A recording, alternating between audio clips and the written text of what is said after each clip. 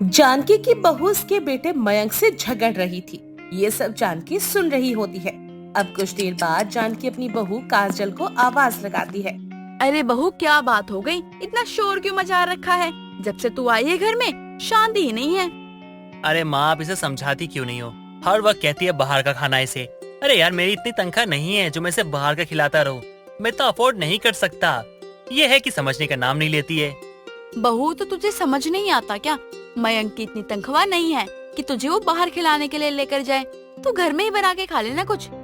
माँ जी, मैंने इन्हें सिर्फ यही कहा है कि मुझे केएफसी लेकर चले, लेकिन ये है कि मुझे वहाँ लेकर ही नहीं जाते हैं। अरे जब लेकर नहीं जाना था तो मुझसे वादा क्यों किया था इन्होंने कि मैं तुम्हें केएफसी लेकर चलूंगा।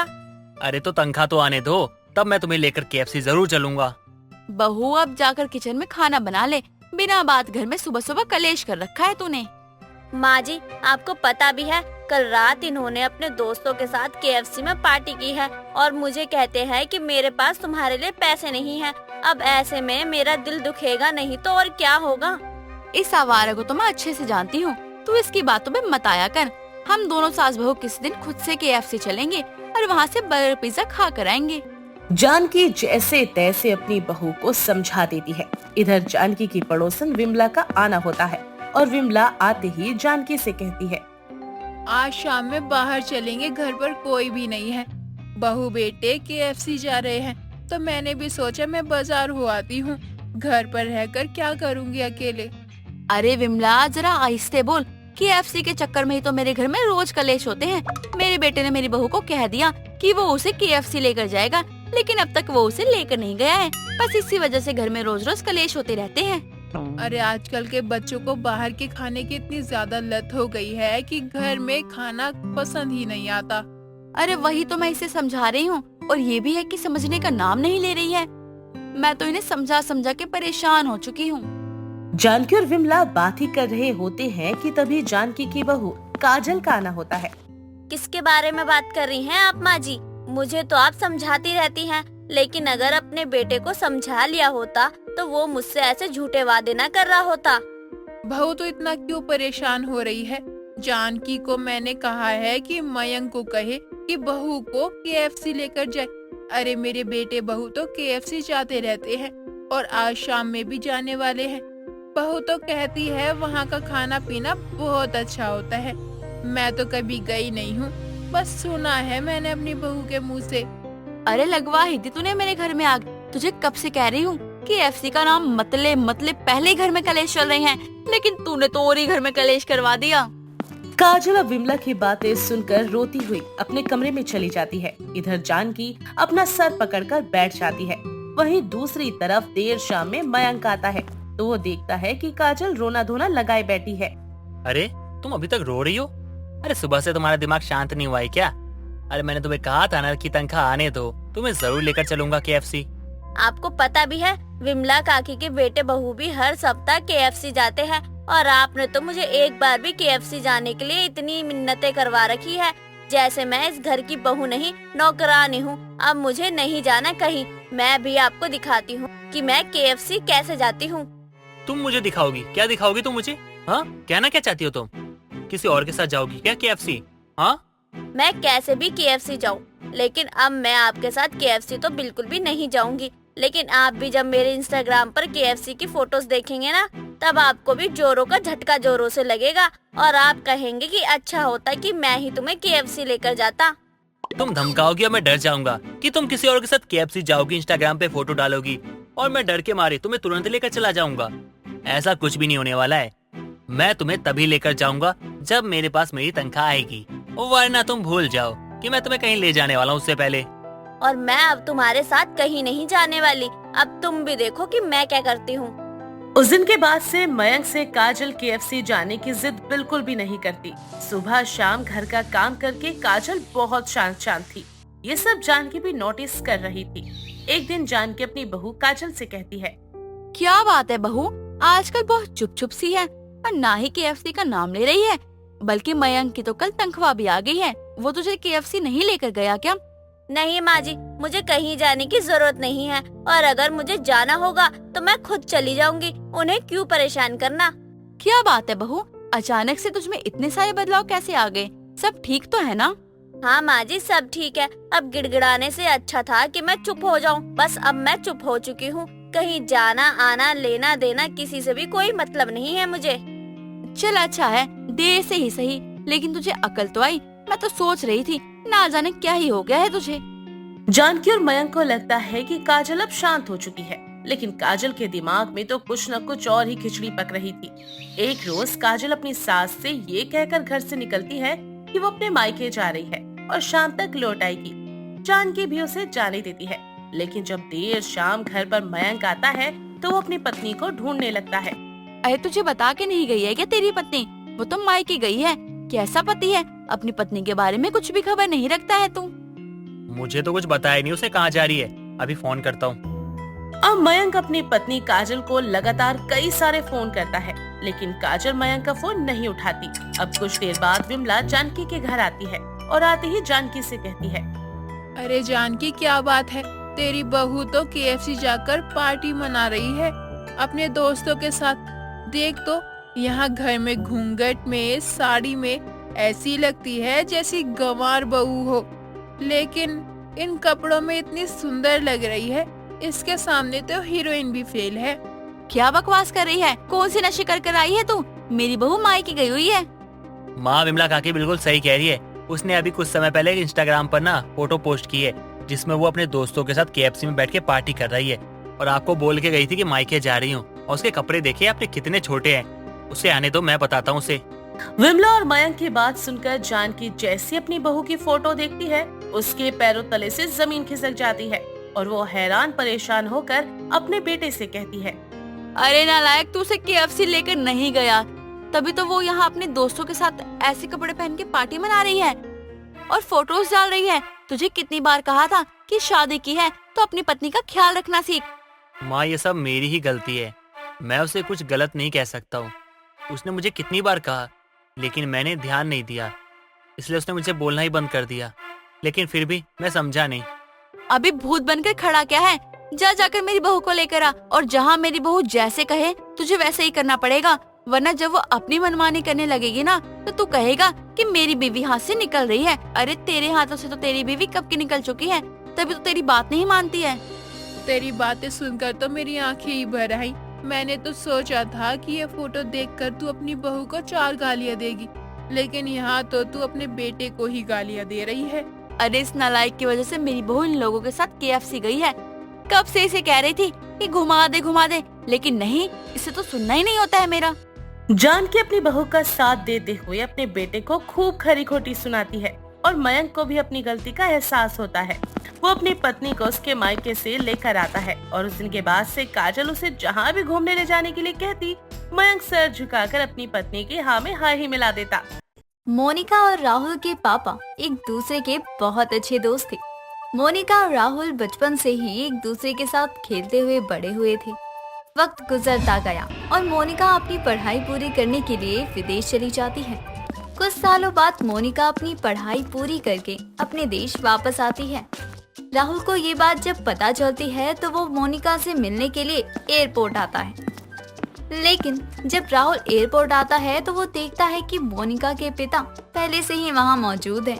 इसलिए वो दूर से ही मोनिका को देख लेता है। एक दिन मोनिका बस स्टैंड पर खड़ी थी, तभी वहाँ से राहुल गुजरता है और उसे देखकर कहता है, तुम यहाँ किसका इंतजार कर रही हो? चलो मैं तुम्हें आगे तक छोड़ देता हूँ। तुम कौन हो? मैं तुम्हें नहीं जानती। मैं राहुल, तुम्हारे बचपन का दोस्त। हम दोनों साथ में खेला करते थे।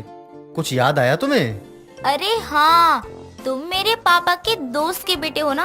तुम तो काफी हैंडसम हो गए हो और पर्सनैलिटी भी काफी अच्छी है तुम्हारी। Thank you. वैसे तुम यहाँ कर क्या रही हो? मैं बस का वेट कर रही हूँ। काफी देर से कोई भी बस नहीं आई है। अगर तुम्हें बुरा ना लगे तो तुम मुझे आगे तक छोड़ दोगे? अरे इसमें बुरा मानने वाली कौन सी बात है? तुम्हें कभी भी कोई भी काम हो तो मुझे बोल देना। वैसे तुम्हें जाना कहाँ है ये तो बताओ पहले मुझे। मैं इंटरव्यू के लिए जा रही हूँ। मेरी पढ़ाई तो पूरी हो गई है, तो बस अब जॉब करना है। वैसे तुम क्या कर रहे हो? मेरी तो एक छोटी सी कंपनी है जिसमें यूं ही कुछ 70 के आसपास एम्प्लॉय होंगे जो मेरे अंडर काम करते हैं। चलो ये तो बहुत अच्छा है। और बताओ, कोई गर्लफ्रेंड बनी अभी तक या सिंगल हो? गर्लफ्रेंड तो नहीं है, लेकिन मैं एक लड़की से बहुत प्यार करता हूँ। अभी तक प्रपोज नहीं किया है, लेकिन सोच रहा हूँ कि जितना जल्दी हो सके उसे बोल दूँ कि मैं उससे कितना प्यार करता हूँ। अरे तो इतना लेट क्यों लगा रहे हो? जब उसको कोई और पटा लेगा तब बोलोगे क्या? लेट इसलिए क्योंकि वो मुझसे बहुत दूर रहती थी, लेकिन अब वो मेरे पास आ गई है। एक अच्छा दिन देखकर उसको प्रपोज कर दूंगा। राहुल और मोनिका बहुत सारी बातें करते हैं और कुछ ही देर बाद मोनिका का इंटरव्यू का लोकेशन आ जाता है। राहुल उसे छोड़कर वहां से चला जाता है।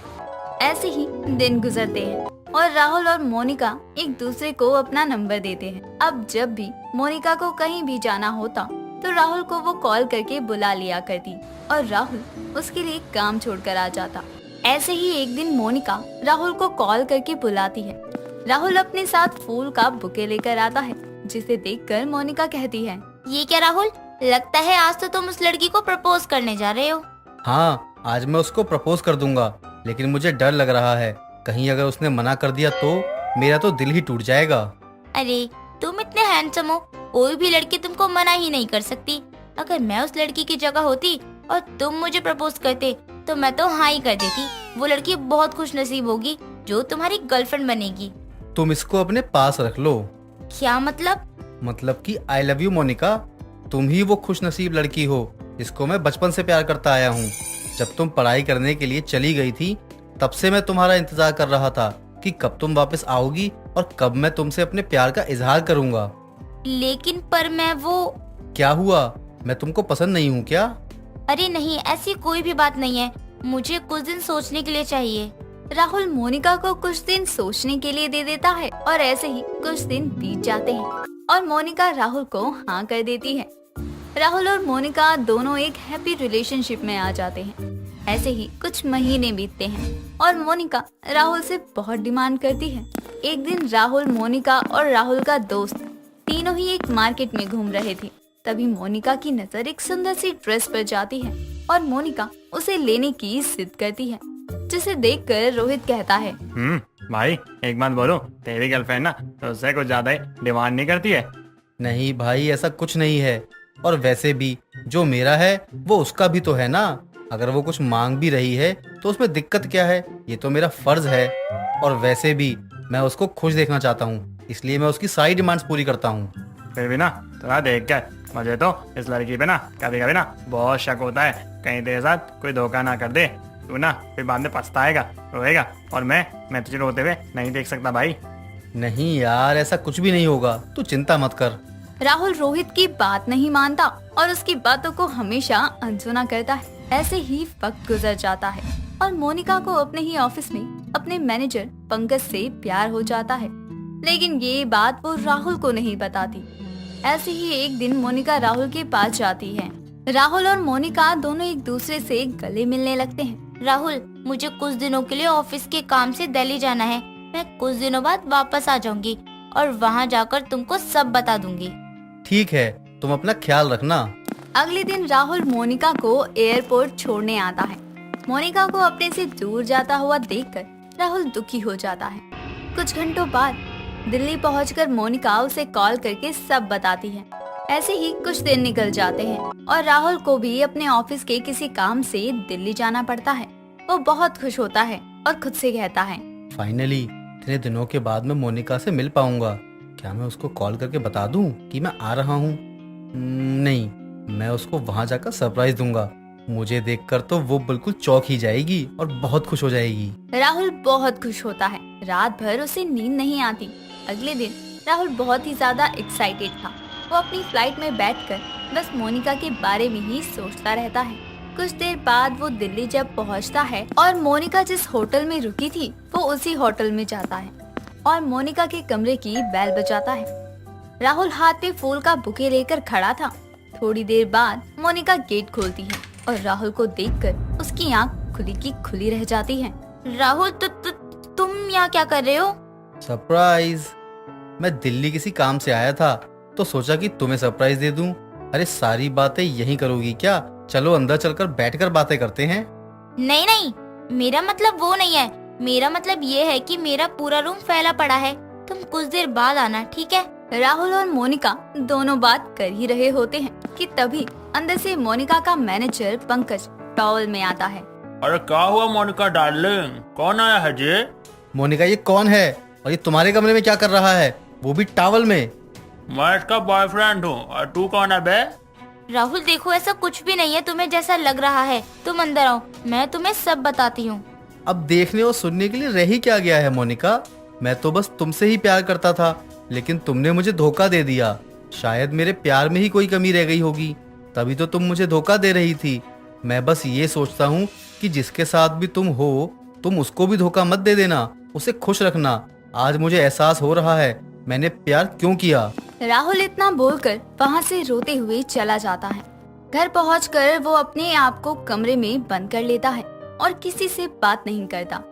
राहुल की माँ कांता ये सब देखकर बहुत दुखी थी। तभी एक दिन वो रोहित को फोन करती है। रोहित बेटा, मैं राहुल की माँ बोल रही हूँ। जी आंटी जी, बोलिए क्या हुआ? तुम्हारी राहुल से कोई लड़ाई हो गई है क्या? जब से वो दिल्ली से वापस आया है बिल्कुल चुपचाप रहता है, न खाना खाता है, बस अपने आप को कमरे में बंद करके रखा है, किसी से बात तक नहीं करता वो। कोई बात नहीं, आप ना टेंशन मत लीजिए, मैं हूँ ना, मैं आता हूँ, मैं आके ना उससे ना बात करूँगा। रोहित इतना बोलकर कॉल कट कर देता है और कुछ देर बाद राहुल के घर जाता है। राहुल उससे सारी बात बताता है। यार मैंने उससे बहुत प्यार किया और उसने मुझे धोखा दिया। आज मुझे ऐसा लग रहा है कि मैंने प्यार क्यों किया। मैं तो पहले ही कह रहा था ये ना लड़की सही नहीं है। कोई बात नहीं, ऐसा होता रहता है। तू ना खुद को ना तकलीफ मत दे, मैं हूँ ना, मैं तेरे साथ हूँ, तू टेंशन मत ले, ठीक है? सब ठीक हो जाएगा। और ना उसको ना छोड़ दे, वो जो करिए करने दे, खुश है ना, रहने दे उसे। चल ना तू मेरे साथ, चलना घूम के आते हैं। विनोद देर रात नशे की हालत में मोहन को लेकर उसके घर आता है। जैसे तैसे संभालते हुए उसके घर की डोरबेल बजाता है। तभी उसकी माँ सरला दरवाजा खोलती है और सामने अपने बेटे मोहन को नशे की हालत में देखकर कहती है, मोहन तुझे क्या हो गया? तू नशा करके आया है क्या? अरे कुछ तो बोल। वो आंटी जी इसको।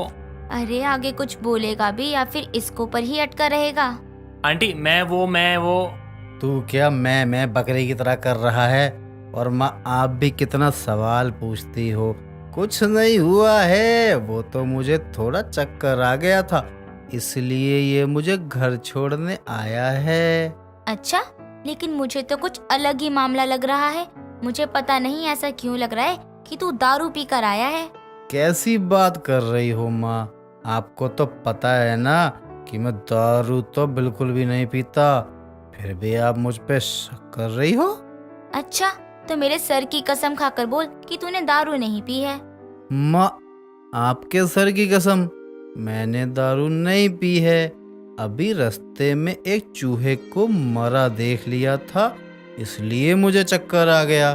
लेकिन पर माँ आपको मुझ पर भरोसा नहीं है क्या? मुझे कमरे में जाने दो। मोहन अपनी माँ को साइड करता है और विनोद के साथ कमरे की तरफ जाने लगता है।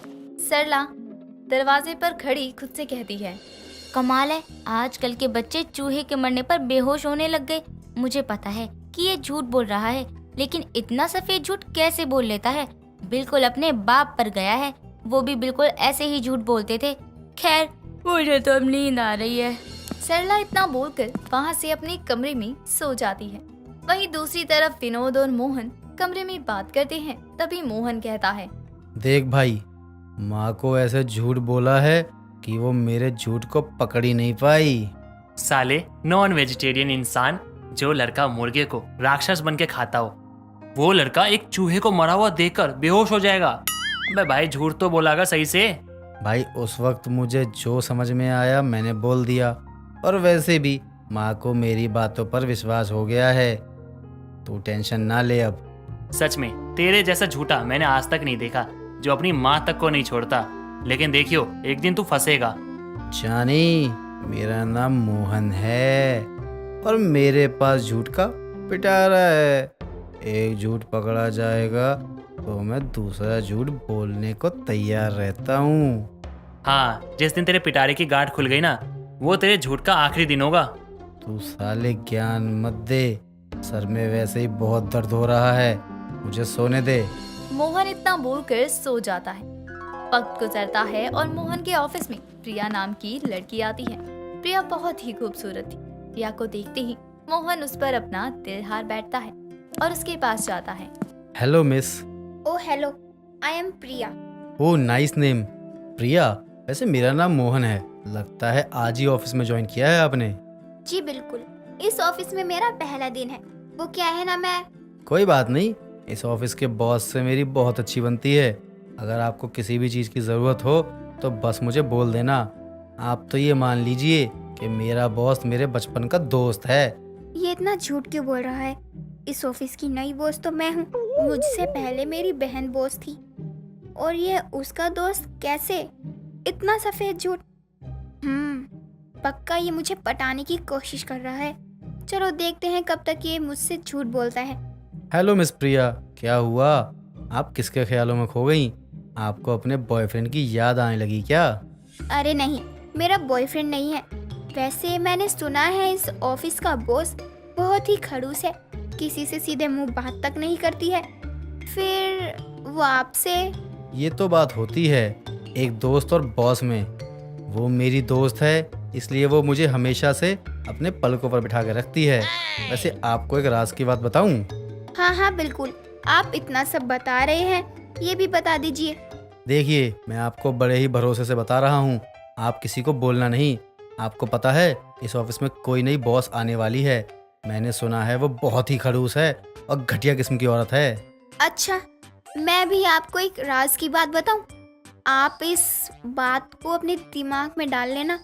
आपको पता है अभी आप जिसके आगे खड़े होकर नई बॉस की बुराई कर रहे हैं ना, वो ही आपकी नई बॉस है। प्रिया के इतना बोलती ही मोहन वहाँ से भाग जाता है और कुछ दिनों तक प्रिया के आसपास भी नहीं भटकता। दिन बीतते हैं और प्रिया मोहन को अपना असिस्टेंट बना लेती है और उसके साथ अपना समय बिताया करती। धीरे धीरे वो मोहन को पसंद करने लगी थी। ऐसे ही एक दिन प्रिया के पर्स में मोहन को उसकी फोटो मिलती है और वो समझ जाता है कि प्रिया उसे पसंद करती है। ऐसे ही एक दिन मोहन प्रिया के पर्स में चिट्ठी रख देता है और अपने दोस्त को कॉल करता है। और मेरी जान कैसा है? क्या हुआ भाई, तू और मेरा हालचाल पूछ रहा है? सब ठीक तो है ना? वैसे खुश लग रहा है, क्या बात है, कोई लॉटरी लग गई क्या? बस यही समझ ले, मेरी बॉस मेरे प्यार में पड़ गई है। अब बस इजहार करना बाकी रह गया है। अच्छा, जब तक वो तुझे प्रपोज ना करे ना तब तक ज्यादा मत सोच। वो जरूर आएगी। चल अब पका मत मुझे, तेरी भाभी आती ही होगी अपने प्यार का इजहार करने। मोहन इतना बोलकर कॉल कट कर देता है। तो वहीं प्रिया अपने घर जाती है और फ्रेश होकर अपने पर्स से फोन निकालने लगती है। तभी उसको अपने पर्स में मोहन की चिट्ठी दिखती है और वो पढ़ने लगती है, जिसमें मोहन ने एक लड़की की तारीफ पढ़कर प्रिया को गुस्सा आ जाता है और वो मोहन के घर पहुंच जाती है। मोहन, कहाँ हो तुम? क्या हुआ प्रिया, तुम यहाँ? वो भी इतनी रात को? कोई काम था क्या? तुम अपनी जान की चिट्ठी मेरे पर्स में रखकर भूल गए थे, वही देने आई हूँ।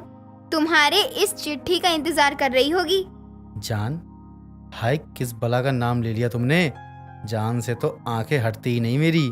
अगर मैं फूल हूँ तो जान खुशबू है, अगर मैं जिंदगी हूँ तो जान सांसें है, अगर मैं दिल हूँ तो वो किडनी है। हाँ समझ गई, अगर तुम कुकर हो तो वो सीटी है, अगर तुम टीवी हो तो वो रिमोट। तुम्हारी जान की ही बात सुनने में कोई दिलचस्पी नहीं है मुझे। लेट हो रहा है, मैं घर जा रही हूँ। वैसे मेरे पास जान की एक फोटो है, अगर तुम चाहो तो तुम्हें दिखा सकता हूँ, लेकिन फोटो अपने घर जाकर देखना, क्योंकि जान की तस्वीर देखकर मेरे दिल में कुछ कुछ होता है।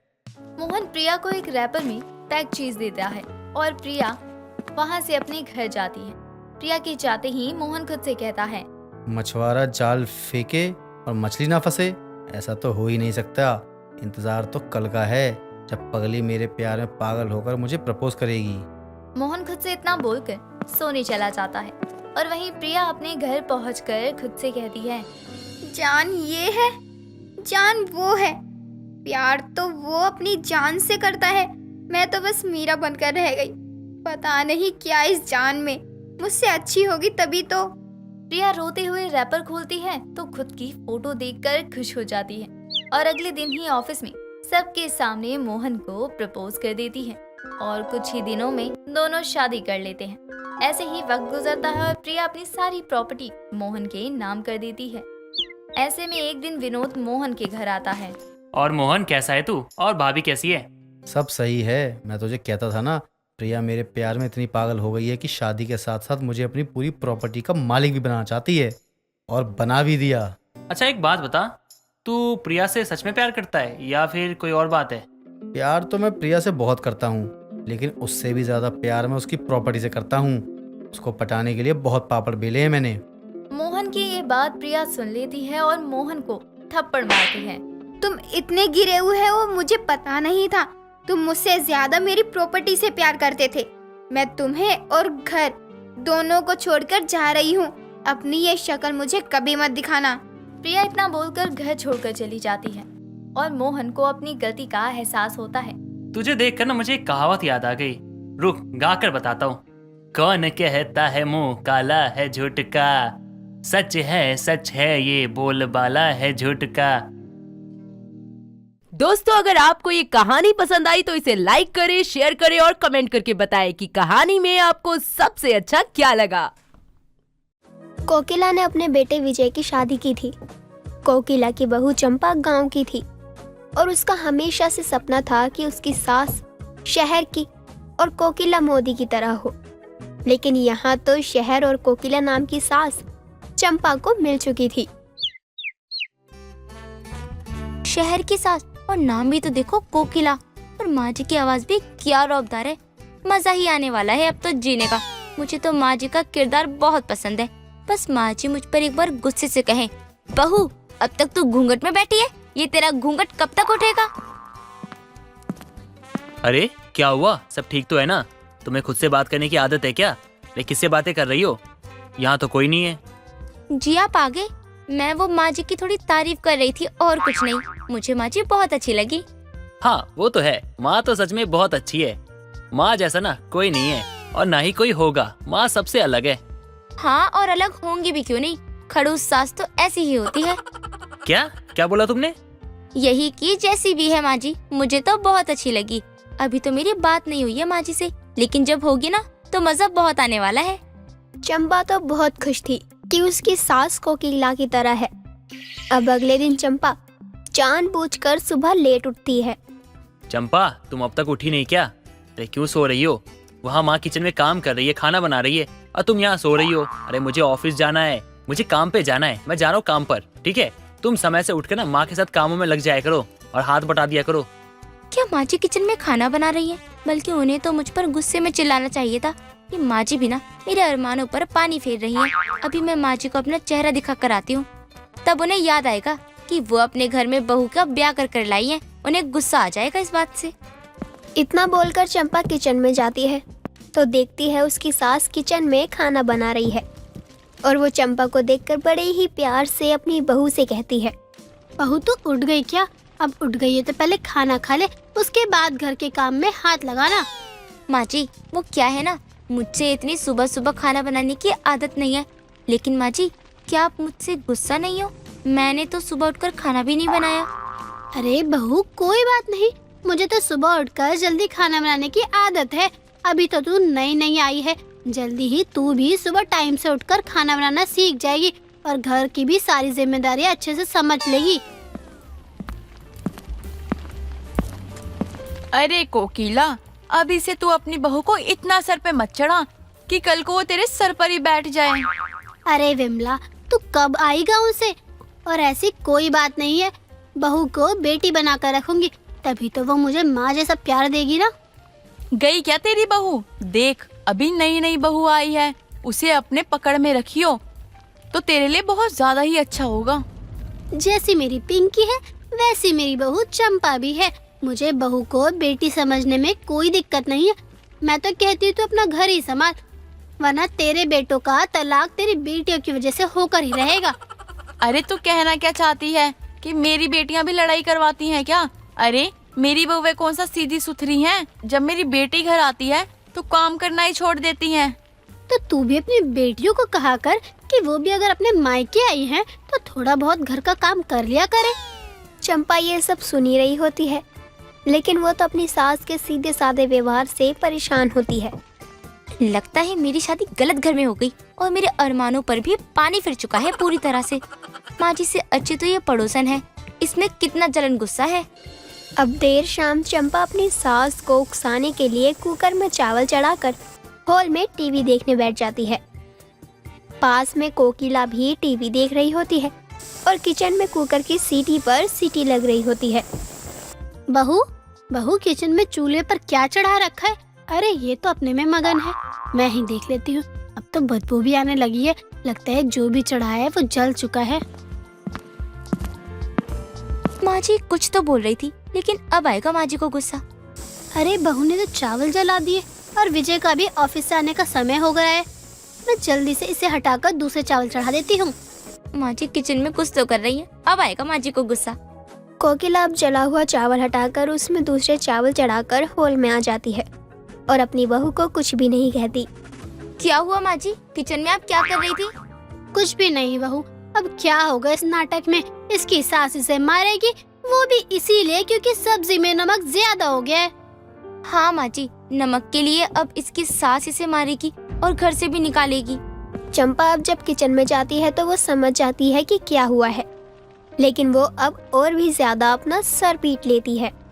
कैसी सास है मेरी, एक बार भी नहीं कहा कि बहू तूने जो चावल चढ़ाए हैं वो जल गए हैं, तो मैंने नए चावल चढ़ाए हैं। अब अगले ही दिन चंपा नए प्लान के साथ अपनी सास को गुस्सा दिलाने का मन बनाती है और अपने घर से बाहर ही एक लड़के से हंस हंस कर बात करने लगती है और ये कोकिला की पड़ोसन देख लेती है। अरे कोकिला, ओ कोकिला, देख तो जरा, तेरी बहू को आए हुए घर में 4 दिन नहीं हुए हैं और वो बाहर लड़कों से हंस हंस कर बातें कर रही है, जैसे लगता है कि सदियों से जानती है उन्हें। अरे वो तो अभी घर में थी, बाहर कहाँ चली गई? रुक, मैं देखती हूँ किससे बातें कर रही है। अब कोकिला बाहर जाती है तो देखती है उसकी बहू अखबार वाले लड़के के साथ हाथ पकड़े हुए उससे बातें कर रही है। बहू तो जानती है क्या इसे, क्या बातें कर रही है? चल घर में, लोग देख रहे हैं, अच्छा नहीं लगता है। बहू ये हमारा मोहल्ला है और यहाँ लोग मिलजुल कर रहते हैं, ना कि ऐसे रहते हैं कि तू इस अखबार वाले का हाथ पकड़कर ही भाग जाए। अरे विमला छोड़, तू क्यों ऐसे बोल रही है मेरी बहू को? बहू आजा अंदर, तू तो जानती है लोग बिना बातें ही बातें बनाने लगते हैं। अब कोकिला की बहू घर में आ जाती है और विमला चंपा को सुनाने लगती है। अरे माँ जी, वो अपने घर का अखबार देने आता है ना, मैंने उससे सिर्फ बात ही तो की थी, अगर आप कहती है तो मैं आगे से नहीं करूँगी। हाँ बहू, बस इतनी सी बात है, अब इस बात को यही खत्म करते हैं। ऐसे कैसे इस बात को खत्म करते हैं? और कोकी तू कैसी सास है, अपनी बहू की कोई जिम्मेदारी ही नहीं है तेरे ऊपर। वो किसी अनजान मर्द के साथ हाथ पकड़े बैठी है और तू है कि कुछ बोलने का नाम ही नहीं ले रही है। विमला, मैंने उसे समझा दिया है और जरूरी नहीं है कि हर बात कलेश करने के बाद ही समझ आए, तो प्यार से अगर मान रही है तो अच्छा है ना। अरे मैं होती ना अगर तेरी जगह तो इसे चप्पल से मारती और घर से भी अलग कर देती। करम जली अभागी, कैसी औरत है तू, अपने पति के होते हुए किसी दूसरे मर्द पे नजर डाल रही है। खबरदार विमला, जो तूने मेरी बहू को कुछ भी कहा, तू अभी के अभी मेरे घर से निकल और कभी दोबारा मेरे घर में मत दिख जाइयो। लेकिन मैंने तो तेरी बहू के अच्छे के लिए ही उसे सुनाया है। मैं अच्छे से जानती हूँ मेरी बहू के बारे में। बेशक अभी कुछ समय ही बीते हो, लेकिन मेरी बहू का कोई गलत मतलब नहीं था। अब तू यहाँ से जा, मुझे और कुछ नहीं कहना है। चंपा की सास कोकिला सच में बहुत ही सीधी और भली थी और वो अपनी सास को उसकी साइड लेता देख अपनी सास से माफी मांगती है और अपनी सास से कहती है, माँ जी मुझे माफ कर दीजिए, मैंने जो भी किया वो सिर्फ आपको गुस्सा दिलाने के लिए किया, लेकिन फिर भी आप अपनी मर्यादा को नहीं भूली और आपने कभी मेरे लिए गलत नहीं सोचा, बल्कि मुझे ही खड़ूस सास चाहिए थी। बहू, लड़ाई झगड़े से दिल थोड़ी ही जीते जाते हैं। दिल तो अपनों को पास रखकर उनके बारे में अच्छा सोचकर और करके किया जाता है। चंपा समझ जाती है कि उसकी सास वाकई में ऐसी है और वो अपनी सास को ऐसे ही अपनाती भी है और कभी दोबारा कोकिला जैसी सास के बारे में सोचती तक नहीं है। काव्या अपने ससुराल में अपने पति दीपक के साथ एक खुशहाल जिंदगी जी रही थी, जहां दीपक बूटों का ट्रक चलाता और अच्छी खासी आमदनी कमाता, जिससे उसका घर चल जाया करता। तो वहीं काव्या की सास दीपलता थोड़ी खड़ूस किस्म की औरत थी, जो काव्या को थोड़ा कम ही पसंद किया करती और उसको तंग करने के लिए नए नए बहाने ढूंढती। ऐसे एक दिन काव्या दीपक से बोलती है, दीपक, इस महीने आपने घर के खर्चे के लिए पैसे नहीं दिए। घर का सारा राशन भी खत्म होने को है और घर में थोड़े ही भुट्टे बचे थे, मैंने उसको पिसवा लिया। माँ जी को मक्के की रोटियां बहुत पसंद है ना, इसलिए। और अब चक्की वाले को पैसे भी देने थे। अरे काव्या, अभी कुछ दिन पहले ही तो मैंने माँ को पैसे दिए थे और बोला था कि उनमें से कुछ पैसे तुम्हें घर चलाने के लिए दे दे। माँ ने दिए नहीं क्या? मुझे तो माँ जी ने कोई पैसे नहीं दिए। रुको, मैं माँ को बुलाता हूँ। माँ, माँ इधर आना। हाँ बेटा, तूने बुलाया मुझे? माँ, ये मैं क्या सुन रहा हूँ? आपको पैसे दिए थे ना मैंने काव्या को देने के लिए, आपने दिए नहीं क्या? अब माँ पर इतना भरोसा भी नहीं है कि माँ भी घर चला सकती है। अब सब कुछ तेरी बीबी तेरे लिए ही हो गई है ना, तभी तो आज उसकी बातों पर यकीन करके तूने मुझे सुना दिया। जबकि मैंने बहू को पैसे दिए थे, उसी ने मना किया मुझे ये बोल के कि उसको नहीं चाहिए।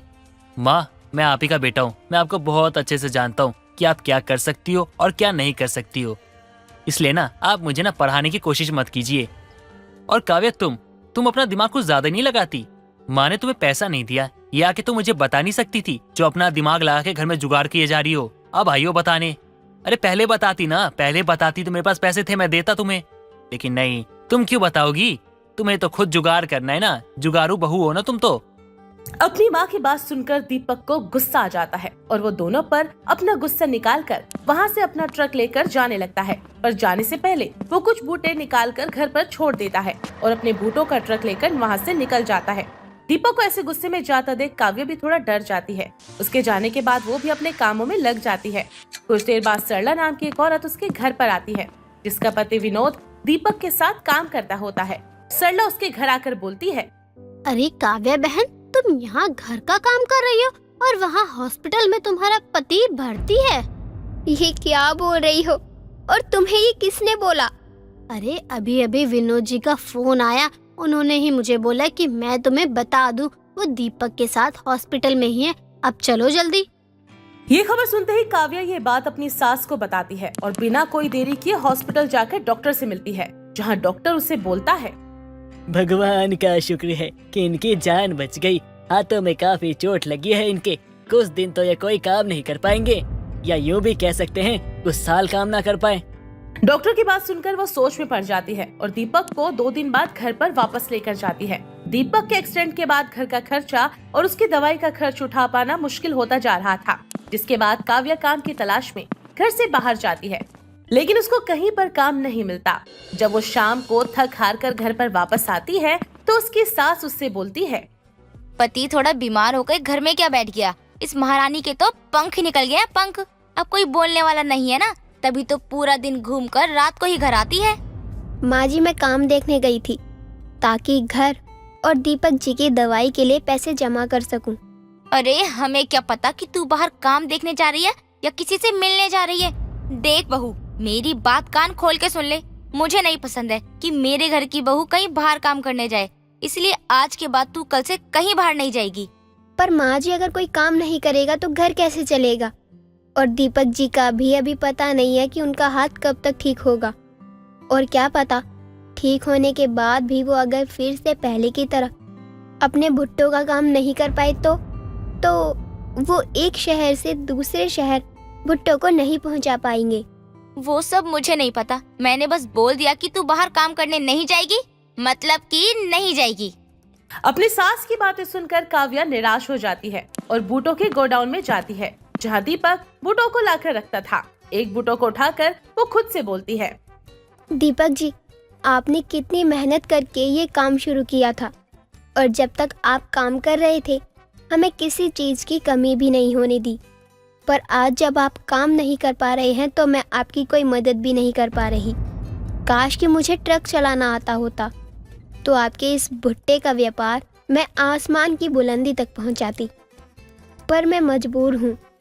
ये सोच वो कुछ बूटों को घर पर ले जाती है और उनमें से कुछ दाने उतारकर उनके पॉपकॉर्न बना लेती है। कुछ को कोयलों पर रखकर अच्छे से पका लेती है और उन पर नमक नींबू लगाकर अपनी सास को देती है। दीपक, जो कि उस वक्त टीवी देख रहा होता है, उसके हाथों में वो पॉपकॉर्न दे अपने कुछ बूटे बॉल में निकालकर खाने लगती है। पॉपकॉर्न खत्म होने पर दीपक काव्या से बोलता है, काव्या, थोड़े और पॉपकॉर्न बना दो। तुमने जो पॉपकॉर्न बनाए थे ना, वो बहुत ही अच्छे थे और मुझे खाने में बहुत अच्छा लगा। लेकिन खत्म हो गया, तो थोड़े और बना दो ताकि मैं मन भर के खा सकूं। और वैसे भी ये बहुत ही अच्छे हैं। और हाँ, मैं तो तुम्हें बताना भूल गया था, गोडाउन में ना वो ना परे परे भुट्टे खराब हो रहे हैं, तो तुम एक काम करना, विनोद को बोलना कि वो उन्हें बिकवा दे। उससे ना कुछ पैसे आ जाएंगे तो घर चल जाएगा अच्छे से कुछ समय के लिए। अपने पति की बात और अपने हाथों में बूटों को देख उसके दिमाग में एक आइडिया आता है कि उनके मोहल्ले में कोई भी बूटों से बनी चीजों को नहीं बेचता, तो क्यों ना वो अपने बूटों का ही व्यापार अपने घर से शुरू करे। काव्या बिना कोई देरी किए अगले दिन मार्केट जाकर कुछ कोयला और बूटों को बनाने से जुड़ी चीजों को लेकर आ जाती है और अपने काम पर लग जाती है। उसका ये काम देख दीपक उससे बोलता है, काव्या, मैंने तुमसे क्या कहा था और तुम क्या करने लगी? अरे मैंने कहा था इन भुट्टों को विनोद के हाथों बिकवा दो ताकि कुछ पैसे आ जाएंगे, घर चलेगा हमारा अच्छे से। लेकिन तुम हो कि तुम फिर से अपना जुगाड़ में लग गई। अरे यार कुछ तो सोचा करो, अब घर कैसे चलेगा हमारा? पैसे तो इससे भी आएंगे ना, और मैं बाजार जाकर तो काम नहीं कर सकती क्योंकि माँ जी को नहीं पसंद, पर घर में तो मैं कर सकती हूँ ना। और देखिए ना, ग्राहक भी आ रहे हैं। ठीक है बाबा, तुम्हारा जो मन करे तुम वो करो, और हाँ, मैं भी तुम्हारा साथ दूंगा इस काम में। दीपक काव्या को ये काम करते देख उसके साथ बैठ जाता है और उसकी मदद करवाने लगता है। देखते ही देखते काव्या का काम चलने लगता है। अपने बेटे और बहू का ये काम चलते हुए देखकर अब दीपलता भी अपने बहू बेटे का साथ देना शुरू कर देती है। कुछ ही महीनों में काव्या का बूटों का काम अच्छे से चलने लगता है और देखते ही देखते दीपक का हाथ भी ठीक हो जाता है, जिसके बाद वो एक बार फिर से अपने बूटों का व्यापार शुरू करने के बारे में सोचता है और काव्या से बोलता है, काव्या, अब तो मेरा हाथ ठीक हो चुका है, तो मैं सोच रहा था कि माँ और तुम आराम से घर पे बैठ के ना भुट्टों का काम करो और मैं बाहर जाके अपना व्यापार करता हूँ। पर अभी अभी आपका हाथ ठीक हुआ है, आप एक बार पहले डॉक्टर से क्यों नहीं बात कर लेते? अगर वो हाँ करते हैं तो फिर आप अपना काम शुरू कर लेना। हाँ बिल्कुल सही बोल रही है, वैसे भी इतने दिनों बाद फिर से इस घर में खुशियाँ आई हैं। ठीक है बाबा, आप लोग इतना कह रहे हो तो हम चलते हैं डॉक्टर के पास। वहाँ जाके मेरा हाथ दिखाएंगे डॉक्टर को, अगर डॉक्टर कहेंगे उसके बाद ही मैं अपना काम चालू करूँगा। ठीक है ना? अब तो खुश हो ना आप लोग? चलो। दीपक अपनी माँ और बीवी की बात सुनकर डॉक्टर के पास जाता है और डॉक्टर से सलाह लेता है। डॉक्टर की मंजूरी देने के बाद दीपक घर पर वापस आता है और एक बार फिर से कई महीनों बाद वो अपने ट्रक को बाहर निकालकर उसमें बूटों को भर के शहर बाहर जाकर अपना काम करना शुरू कर देता है। वहीं घर पर रहकर दीपलता और काव्या अपने बूटों का काम करती रहती है और इसी तरह दीपलता भी अब अपनी बहू को तंग करना छोड़ उसके कामों में उसकी मदद करना शुरू कर देती है। अब काव्या एक बार फिर से अपने ससुराल में खुशहाल जिंदगी जीने लगती है। दोस्तों, अगर आपको ये कहानी पसंद आई तो इसे लाइक करें, शेयर करें और कमेंट करके बताएं कि कहानी में आपको सबसे अच्छा क्या लगा।